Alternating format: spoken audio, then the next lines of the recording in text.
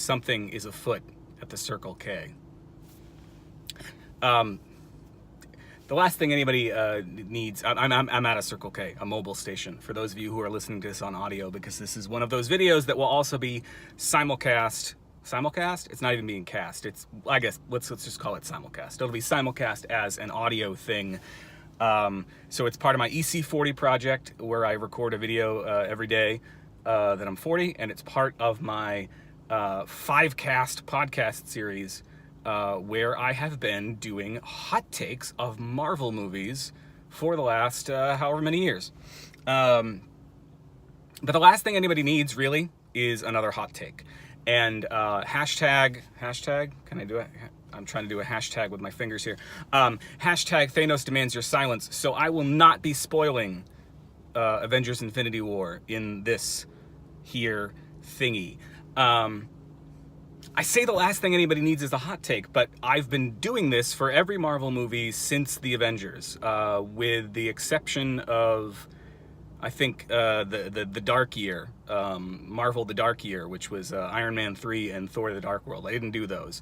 I don't know if I did one for Guardians or the Winter Soldier. I can't remember. Maybe I missed 2 years. I don't know. But the very first one I did was for the Avengers, and it was with my friend John, and we'd just gone through to the very first Marvel movie marathon, where they played the movies that existed up to that point. So Iron Man, Incredible Hulk, Iron Man 2, Thor, Captain America, and we sat there all day, and we finished with the Avengers, the world premiere of the Avengers that night, and we were loopy and hopped up on food court food, because this theater happened to be attached to a mall. And it was amazing, because I got to see the movie with one of my best friends in the entire world. And then we got in the car and we recorded an episode of our show, Generation Goat, in the car on the way home. And so then I started doing this a couple years later. I started doing this as part of my 5-cast project, where I was doing sort of 5 minutes a day of a podcast by myself. And it just became a habit after a while. But, and this all ties into something that's a big deal for me, and that's spoilers. If people who have had me as a teacher, friends of mine for a long time know, and those of you who have listened to my stuff for a very long time know that I don't believe in spoilers. I don't think that a story that would be ruined by knowing the ending is much of a story at all. It's all about the journey, and that's why I like second viewings, third viewings, whatever, a lot more than I like first viewings. But that said, I want to talk about Avengers Infinity War for a second here without spoiling anything, because I think it is the movie that, or a movie that disproves my whole theory about spoilers. It's a movie that you do not want to be spoiled for. Now, I'm guessing, if you really care about that stuff, that you are avoiding this video altogether until after you've seen the movie, and so that I probably could spoil it for you. But just in case, I'm not going to spoil anything. The only thing I'll say is that I loved it. That's not a surprise to anybody who has listened to my podcasts or videos for a really long time. I grew up on Marvel.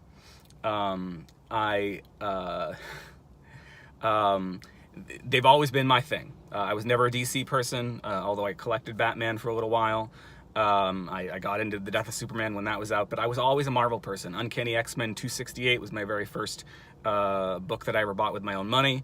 Amazing Spider-Man, New Warriors were things that I subscribed to, and Avengers. So it was those three: Amazing Spider-Man, New Warriors, Avengers. Those were the ones I subscribed to back in the mid-90s. Early to mid-90s. And then they started making these movies. And they really, for me, as a professor of short fiction, I love a good movie. I love a good movie more than I love a TV series, because I like a story that can be told in one sitting. It's not that I don't like TV series. Just movies are my thing. What was my point? I love this movie. This movie was made for me, though. Will you love this movie? I have no idea. What I do know is that you should go into it knowing as little as possible. I went into it knowing as little as possible. I made some predictions to my family and then to some friends online today. I won't tell you because it would be a spoiler whether or not my predictions came true. I'll just say that I was surprised because I hadn't gone out and spoiled myself, and I actually had a really good time being surprised for once. And I don't know what made it different this time. I don't know. Yeah, let me spitball something. Maybe as I'm getting older, what I'm coming around to is the notion of the single experience and how important that is.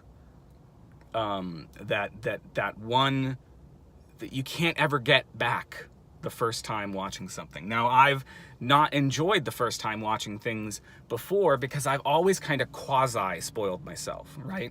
So I'll read a whole bunch, and then I'll stop, and then I'll kind of have an idea, and I'll have watched all the damn trailers, and I'll be waiting for the moments that I saw in the trailers and wanting to see how everything's going to fit together. And I'm so distracted the first time watching it that I don't enjoy it. But this time something was different. I think this time I'm at a place where I really just want to enjoy every damn moment. Those of you who have been watching the videos or who know me personally know that my uncle passed away a few weeks ago, and he was the guy who got me one of my first big boxes of comics. It was his stuff that he handed over to me, some of which is still in my collection, including some amazing Spider-Man and things like that. Yeah, he didn't get to live to see this movie, and I did, and I feel like I need to cherish that and cherish that experience. And wow, that got heavy there.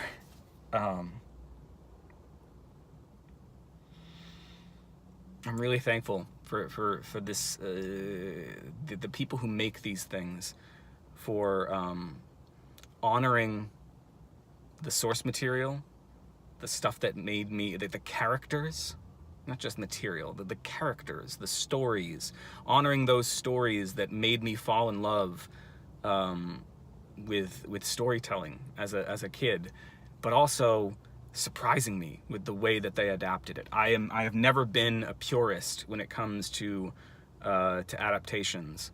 I'm always willing to see what somebody does with material. I think that's you take a story, you transmute it into something else. That's what we've been doing since we've been telling stories. Every story is a version of another story. It's just,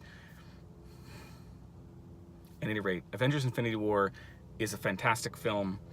You know, the only thing I'll say in terms of a hot take, because as I started off this one, I said nobody needs another hot take, but here's my hot take. We don't need reviewers' hot takes. Or maybe all we need are reviewers' hot takes for the first however many months that something is out. And what do I mean by that? What I mean is that the initial hot take, the initial sort of thing that John and I did with that very first Avengers video of just geeking out about what we had just seen, I think that's great. I think watching Twitter and the social media responses right after a premiere or right after the critics have seen it, that's great, because they have to tell us in 140 characters, now 280, what they thought. And that's all I need, and all I want from people. I've now given you almost 10 minutes here of this, which has turned into way more of a creative writing, filmmaking, storytelling lecture than I intended. But all we really need in the initial thing is, what's our gut reaction? What did it make us feel? And this movie made me feel a whole bunch of things. It's funnier than it has any right to be, considering how sober other parts of it are. It's sweeping and epic. It has a whole crap ton of characters in it, and it just, you know, one of the hot takes, one of the headlines I saw was that it gives us everything and it gives us nothing. And I think that's somebody who's had just enough time to stew over the damn thing, to fuck up their perceptions and everyone else's perceptions because they have to meet a deadline, and not enough time to really sit down and think about what this story meant to them. That's why I really like reviews. Fuck reviews, right? What I want is, I want to hear what people think about this 6 months from now, a year from now, many, many moons from now. I don't want anymore to have people taint my experience with theirs. Now, all this sounds like I'm being really defensive, but it's, I don't know, it's more just an epiphany. I think people are going to enjoy this movie. I enjoyed the hell out of it. And I think one of the reasons I enjoyed the hell out of it is that I didn't read every damn review, that I didn't spoil anything for myself. I read the Twitter hot takes and I let that be that. Those came out on Monday and I was like, great. Some of the people I trust had a lot of fun at the movie. That's all I wanted to know. You're going to have a lot of fun at the movie if you haven't seen it already. Promise you that.